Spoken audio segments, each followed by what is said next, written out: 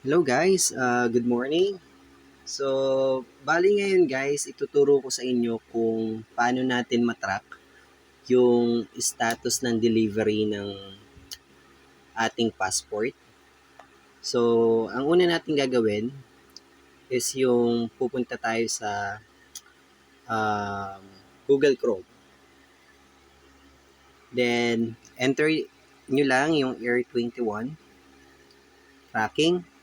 Then, hanapin nyo tong website ng Air 21 which is www.air21.com.ph.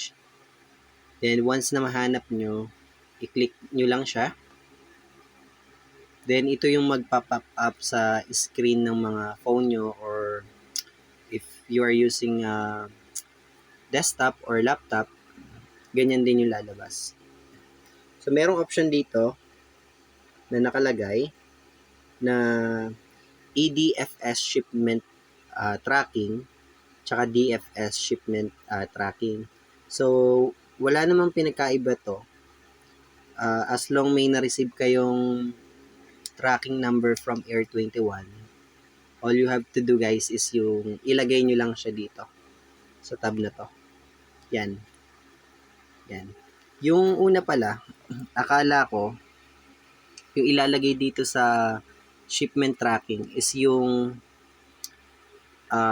reference number dun sa appointment. Kasi based dun sa uh, information na nabasa ko through Google din, yun daw ang ilalagay. Which is mali naman. Hindi naman yun yung tracking number. So, pakita ko sa inyo guys. So, punta lang kayo dun sa Gmail nyo because automatic kasi yun na once na nag-book kayo ng appointment online, makaka-receive kayo ng ganito. Yan, yung appointment code. Bali, 17 digits siya. Bali, yung site ko nga pala na nag-set ako na appointment is sa Robinsons Lipa nung September 1 pa to. So, bali ngayon lang ako guys naka-receive ng message from Air 21. Bali ito yung na-receive ko na message from Air 21. Yan. So, nakalagay dito, your Air 21 shipment with tracking number was unsuccessfully delivered due to beyond business hours. Delivery window for UPS. So, yun. Ito yung pinagtataka ko kasi hindi naman ako naka-receive ng any call from Air 21. Kaya bakit naging unsuccessfully delivered siya. So ngayon ang ginagawa ko guys is inihintay ko siya ngayon. Ngayon is 11:01 AM pa lang naman. So maghantay ako hanggang mamaya siguro dun sa delivery ng passport ko. Bali, update ko kayo sa sunod kong videos once na ma-receive ko siya. So yun, yung bali yung tracking number na ilalagay nyo sa Air 21 na website is ito. Yung 6, itong nagsisimula sa 6010.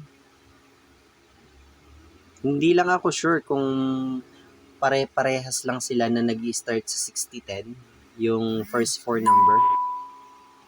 So, yan. Yan yung ilalagay natin. So, punta tayo dito sa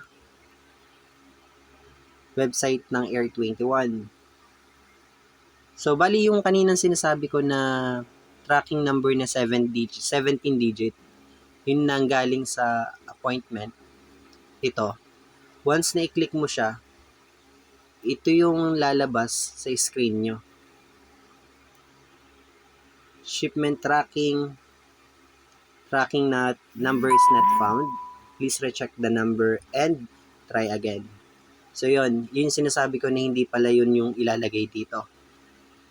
Kailangan pala natin maghintay ng message from Air 21 para malaman natin yung tracking number, which is itong ending in 2001 yung sa akin. So yun, try natin siya. I-enter dun sa website ng Air 21. delete lang natin tong previous na tracking number natin. Then, ilagay natin tong tracking number na na-receive natin from Air21. So, yun, mali pa rin. I think meron siya, ito. Mali, ako lang to ng isang, yan, ito. Yan. So, once na successfully nyo ma-enter yung tracking number from Air21, ito yung lalabas sa screen nyo, yung shipment tracking information. So, yan. So, yun, nung September 7, shipment departed the Air21 Batangas Station. Then, pinick up nila, dinala sa Parañaque. Then, from Batangas, Parañaque, proceed sa Batangas, shipment arrived at the Air21 Batangas Station. Ganyan. So, today is September 12.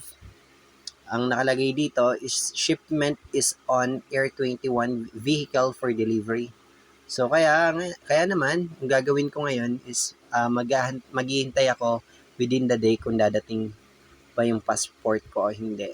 Bali, i-update ko kayo siguro sa next videos ko once na ma-receive ko siya. So yun guys, maraming salamat po sa panonood. I hope na nakatulong tong video na to kasi before nag-alala din talaga ako na akala ko hindi ko na makukuha yung passport ko dahil sa sobrang tagal. Kasi yung expected delivery ng na-play ko is 6 working days, but more than 10 days po hindi ko pa din nare-receive yung delivery. Kaya naman, ito na, hopefully later is marireceive ko na siya. So yeah, maraming salamat po sa inyo guys panonood. Don't forget to subscribe po and hit nyo lang din yung notification bell para ma-update po kayo sa susunod na videos ko. Maraming salamat po.